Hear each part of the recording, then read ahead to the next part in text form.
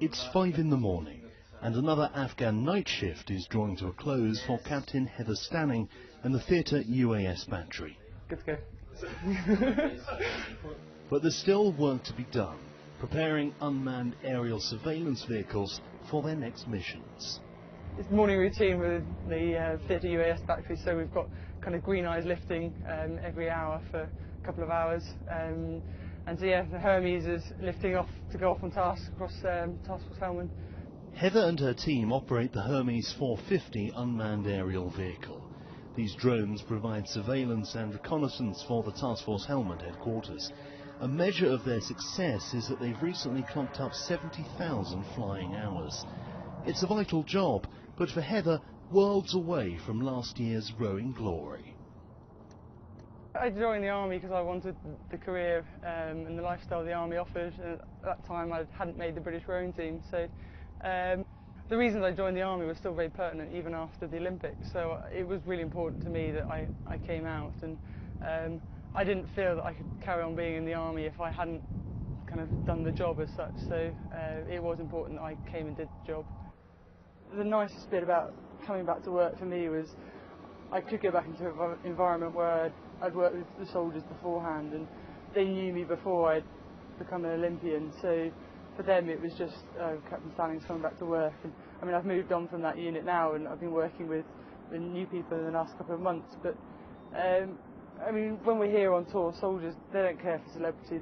They care about whether you can do your job or not. And that was really important for me, that actually I'm judged on how good I am at my job and not how good I rowed last summer. So I think that's been really good for me, just to keep a perspective on life and actually what else there is going on in the world.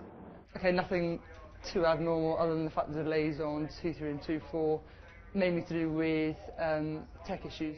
Captain Stanning's next duty is to hand over to the day shift. I'm just really glad that I've had something else to focus on. Kind of working up to the Olympics was really intense, kind of mentally working towards a goal, and once you achieve that, it's very easy to kind of think, goodness, what's next, and have this kind of emptiness almost. So I was very fortunate that I had something else that I kind of wanted to achieve and do, and now my mind is kind of starting to think towards Rio and actually wanting to defend my title. I might have made that job a little bit harder by having a year out, so that's going to definitely keep me motivated for the next few years. You're looking for some butter, Mum? Marmalade? Strawberry jam in there somewhere. Normally once I've kind of finished with work, if I haven't had breakfast already, I'll make sure I've grabbed something to eat. You get porridge up here at breakfast time, so I tend to have that every day, and that's not really bad. It depends what you put in it. I probably put far too much syrup in. My sister-in-law's been really good at sending me kind of dried fruit as well, which is quite good to have in porridge. But yeah, if you speak to any of the soldiers, they'll tell you I've got the worst diet ever because I snack a lot. We seem to have an abundance of mini cheddars and Rice Krispie squares out here, so I'm not sure why that is. Polos as well recently, we've had a lot of polos. But yeah, I think when I'm bored I just like to snack. When work is done, Heather spends much of her time in the gym. We've got brilliant gym facilities here, really, for where we are. And all I really need is a rowing machine, spinning bikes and free weights, and I can do most things, so just to keep me generally fit.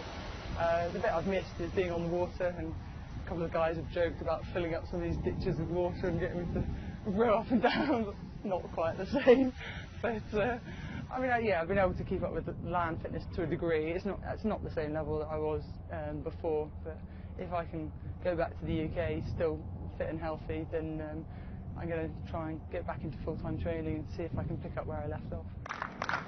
From time to time, Bastion does offer some competitive sporting opportunities.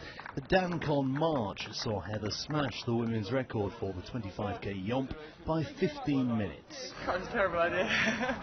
That's me done for the day. Oh no, work in 8 minutes. In terms of her sporting career, Heather believes her Afghan year out from rowing won't be detrimental to her prospects. Rowing-wise, because the Olympics is our main focus in the sport, so we work on a 4-year cycle, and you can't stay at the level we were at last year for 4 years. So the first year of the Olympiad's always going to be training is a bit lower intensity, just because your body needs time to adjust, and so it's having that kind of mental break from it, which I think I've really benefited from, and also I suppose my body's had a bit of a physical break. So I think people appreciate that, and it's not uncommon for people to have a year out. What they do with that year is different. Some people go and do PGCEs and teach, others go to universities and coach, and I've come back to work with the army and come to Afghanistan. Action! Heather Stanning loves her dual passions of rowing and the army, believing the latter helps her stay grounded and perform better on the water. But there's one side effect of her success she's not all that keen on. If I'm perfectly honest, I'm not really one who likes to be in front of the camera too much. So, but at the same time, it's nice to know that there's obviously people who care about what we did last summer. So, and there is the interest. So that's nice, because you realise that what you do, people have an interest in. So kind of appreciate it from that point of view. But I don't think I'm going to be making a living from being in front of the camera either.